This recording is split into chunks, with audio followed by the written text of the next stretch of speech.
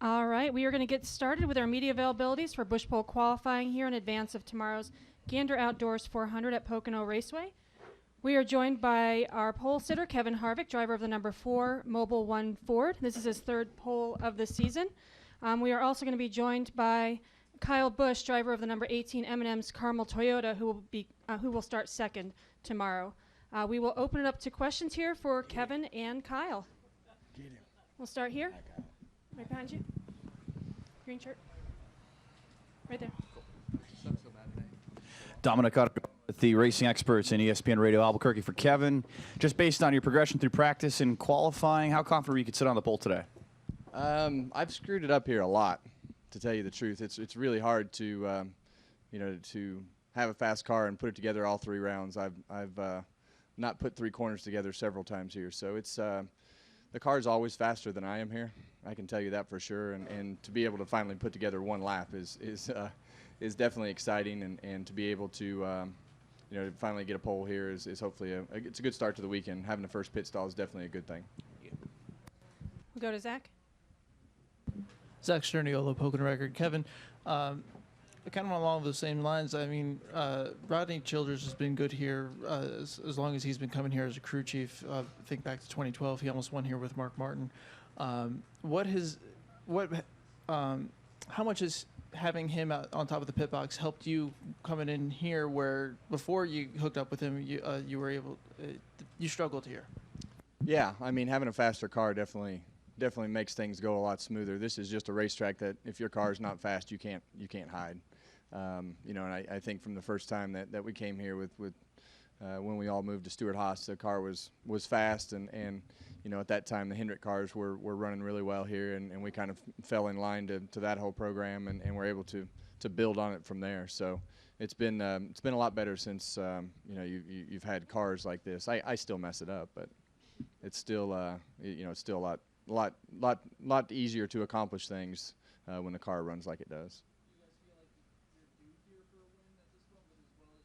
I mean, we've run well here. I don't know that anything owes you anything. I mean, we've screwed things up and messed stuff up, and had things not go our way, had things go the right way, and so you just never know.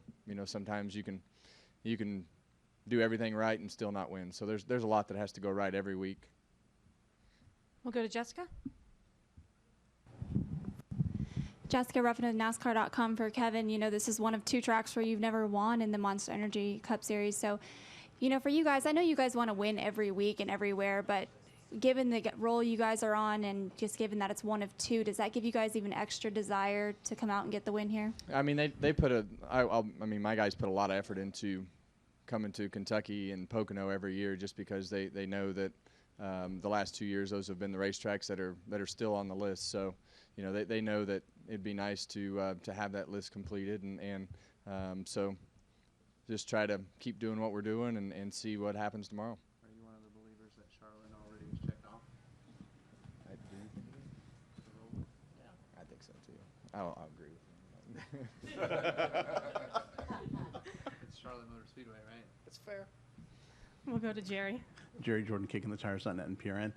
2 of the big 3 up here. Does that moniker bother you guys, or do y'all embrace it to some degree? Because each week it's become more and more synonymous with your names. I think I mean, for me, I think you have to embrace it at this point. I mean, a lot of people show up in the grandstands wanting to see him race with me and me race with him, and the way that everything has gone. And Martin's right in there as well. So I mean, it's I'd rather be in the big 3, however you guys want to phrase it, than not. You know what I mean? I'd rather be winning races and in the conversation, because I've been on the other side of it, and it's way less fun. The last probably 10 words were right. First 7 weren't. You just took too long to get there. I gotcha. I'm a little bit older and have a little slower thought process. Mine's getting that way too. Yeah, it's amazing. It happens fast. Yeah. Kyle, I know when you were in here after winning the truck race, you mentioned that the Cup car was sideways loose, and it looked about that way coming off turn 2. I think it was during the second round. How big of a moment was that? As big of a moment as it looked like it on TV? Now, wait a second. Do you listen to his radio? He's never good, even when he's fast. Even when he's fast, it's not good. You're right. Charlotte Yeah. Yeah, it was a handful. I can't get a feel for what we got going on here this weekend. I'm not sure what exactly I'm missing, but I'm hoping that going to bed tonight and waking up at a different day is going to help things out. So, I think we overachieved there in qualifying and got a good starting spot, certainly more than what we had anticipated going into the day. But then we got to race what we got right now for tomorrow, so we'll see what we got tomorrow. Go to Bob. Bob Hockers, ESPN. I have two for Kevin. Are you, when you're in practice, are you looking to see where the 18 is? I mean, just because you guys have been battling together so often. I honestly never even got out of the. I usually don't even get out of the car and look at the scoreboard. Honestly, I mean, if my car's not driving right, that's the one thing about being old, is you've been to a lot of these places a lot of times and you have a pretty good feel about your car. And then I just usually, if there's something wrong, Rodney and Dax will tell me. And but I mean, by the end of the weekend, you're going to have to race the 18 and 78, and you know that's just part of the game right now. And I also want to ask, during the truck race or before the truck race, NASCAR kind of benched Gregson for, he has stomach illness. Were you aware of that? I was asleep. I mean, Before the race, so I didn't put you to sleep. No, you put me to sleep. I'm curious. Do you have confidence in the NASCAR and the medical staffs that they can make a decision on whether you can race or not, and that it's a decision? I don't know the details of that situation, so I don't really have a comment on whether it was good or bad. Do we have anything else for our front row for tomorrow? Come up front to Lee. Thoughts from either you or both of you actually on Jimmy Johnson making his 600 start tomorrow?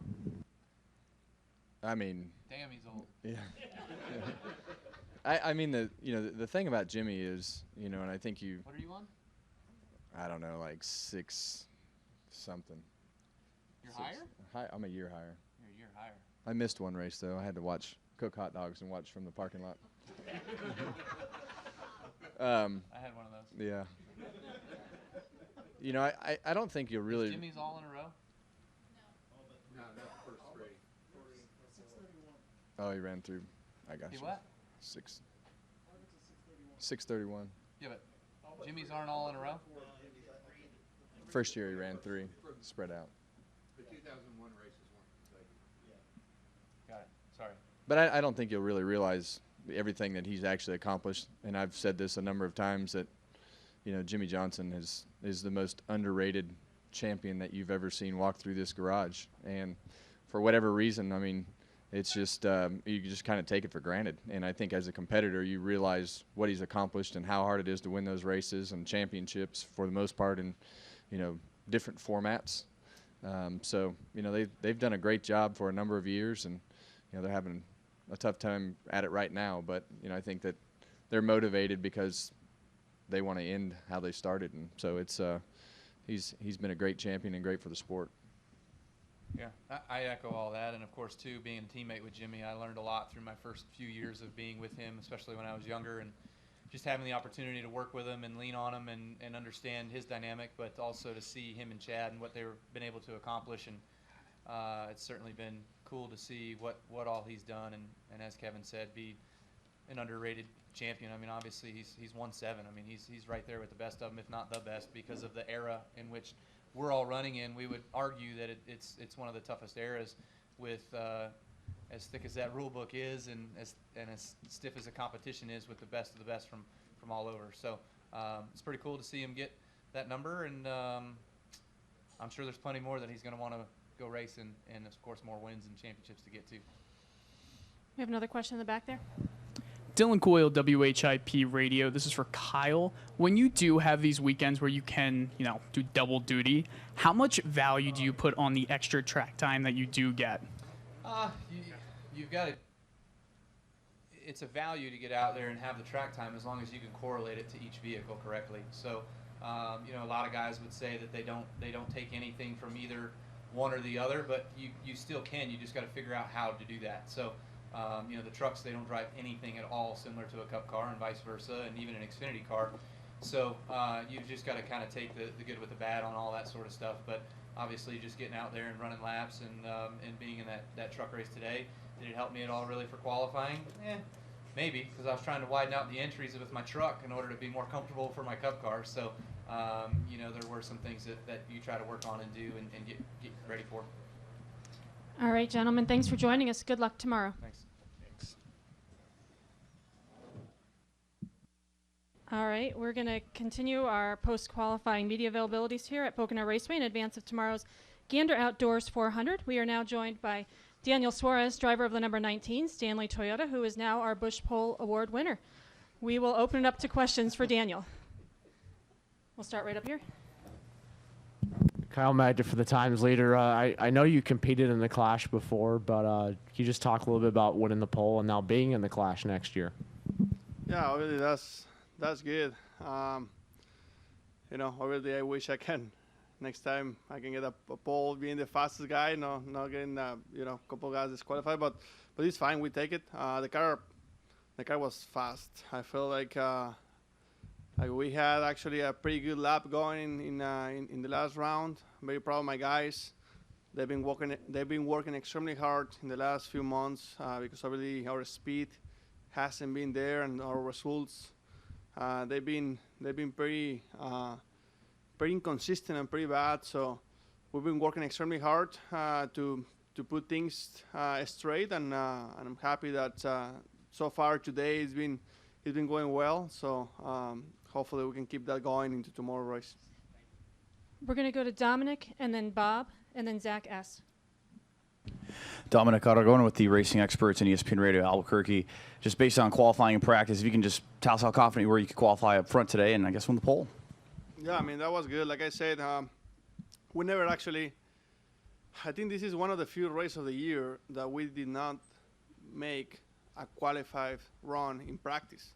And we just focused on race stream, and that was the plan. The plan was just to focus on race stream, and sometimes when you are good in race stream, you could be good in qualified too. So it was the case.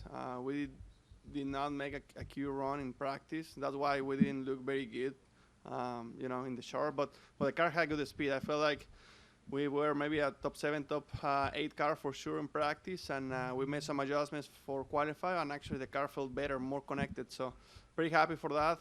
Like I said, the guys, they've been working extremely hard in the last couple months to put things the right way, because obviously we know that we can run well and we can run in the front. All my guys are really talented. I know I can do it, and the results haven't been there. So, I think this is a good thing for us. And where were you and how exactly did you find out that you were awarded the pole? I was actually at my boss watching some data and watching some stuff of the 18 and 4, how they got a little bit faster than me. I was trying to figure it out for next time, doing my notes. And then Tyler called me and said, hey, we have to go to the media center. I said, oh, well, that's good. We're going to go to Bob and then Zach and Zach. Bob Pockris, ESPN. Where would you put this on your feet of racing accomplishments? It's obviously it's good. It feels good because we haven't been running well lately. We have made the top 12 in qualifying the last month, but we haven't raced well. So it definitely feels good. But I feel like this is just the beginning of the weekend. Obviously, it feels good, and we have to keep it up. But the real business is tomorrow. So we have to, keep this rolling and hopefully have a strong run and run in the front and stay in the front, and hopefully we can do our thing, and why not to finish in victory lane. That would be very, very good for our race team and for everyone that has been working very hard lately. We'll go to Zach, and then Tim. Zach Sterniolo, Pocono Record. Daniel, I know you've talked about how much you'd like coming to this place in the past. Would you have been satisfied with that third place starting position? And now that you do have the pole, what does that change anything? Change your approach at all for tomorrow's race? Not really. Actually, I was happy for third. Sometimes the result doesn't matter. What it really matters is how your car is driving, how much improvement you are making to the weekend or to in this case to the day. And I was happy for third, but I was even more happy about how my team actually made progress from first practice to second practice and to qualify. That was the biggest deal for me. And that means that we are moving in the right direction. And if we keep going in that direction, tomorrow is going to be a good day. So that was a big deal for me. And obviously, qualifying third was good, but qualify, first and having that first box in the pit road, and as well having the selection of on the first start of the race, that's pretty nice too. So we take it. We'll go to Zach, and then Tim, and then Reed. Zach Tanzretti, kickingthetires.net. Denny Hamlin said yesterday how he feels his team could get on a roll at any second and start winning a bunch of races and just blow out of the gate. He also said the same about you. He feels that the 19 can do the same thing. Do you feel that way, that you can get on a hot streak at any moment and really start getting wins? I feel like if you would ask me that question 1 month and a half ago, I would tell you no way. We have some work to do. Right now, in the last month, we have had a speed. We qualified top 12. We have had actually a speed to qualify in the top 5 almost every week, but for whatever reason we have lost some of that going into a race. So the race cars have good speed, but we haven't done a good job transferring that speed into the race. So yeah, I mean, today I can feel that we can race top 5, and I'm a big believer that once you're running top 5, you can win anytime. Good restart, crazy restart or something, you can be winning, running the top 5, and that's exactly what we need to do. We have had the speed to do that. We just need to transfer that into the race, not just on Saturdays. Tim Kettlefam of WRC Sports. Danny, I have 2 quick questions for you. First off, you guys have shown some speed this weekend. Do you think that this is the break that you guys finally need to possibly get and get yourself in the playoffs? I can tell you I've been working. The results of my race team, they've been pretty bad in the last few months, and I've been working as hard as never to put things together, because when things are going well, you have to work hard, but when things are going bad, you have to work even harder. And I've been working extremely hard to put things straight, and I feel like it can happen anytime. We've been working very hard, but it's not like a switch that you just turn on and then you're gonna be running with a big three. It's not like that. It takes time, and it takes momentum and confidence of the whole race team. We have a lot of people in the race team that is very important for us to run well. So I feel like we're moving in the right direction, but we haven't showed that in the races yet. Hopefully this weekend can be that line that, okay, now the 19 is going to be running top 10, top 5 every weekend again, just like we were doing at the end of last year. And then finally, has Kyle, your teammate, in any way helped you throughout the year since they've been really, really fast? Like, has he been able to share some data with you, and has that helped you in any areas throughout the season? Yeah, we have a lot of meetings in the weekends and as well during the week, and we're always talking about what we're doing right, what we're doing wrong, what our race cars are doing, how we're transferring that speed from practice 1 to practice 2, qualified race, and we're always talking about that stuff. So it's always good to have a good teammate like Kyle, Denny, obviously Eric as well, that we can share information and see how we can do better. Honestly, I have learned a lot from my team, from my teammates, not just this year, but in the years past as well, and I'm looking forward to continue that, and hopefully we can break this little bad streak that we have had going on this weekend. Any final questions for Daniel? We'll wrap up with Zach. And as a native of Mexico, what does it feel like to bring a pole to your home country? That's very cool. I like coming here to Pocono a lot. Actually, my mom is here as well. She doesn't come to a lot of races, and this is her last race of the trip. She's been in the last 2 as well. So that was pretty cool to have mom. Normally, obviously, I'm always by myself. My entire family is in Mexico, sisters, father, and stuff. So, you know, it would be cool to have my mom with me starting in the pole, and hopefully we can have a strong race and just to enjoy the weekend. It's always more fun to have family in the weekend. All right, Daniel, congratulations. Thanks for joining us. Good luck Thank tomorrow. you guys.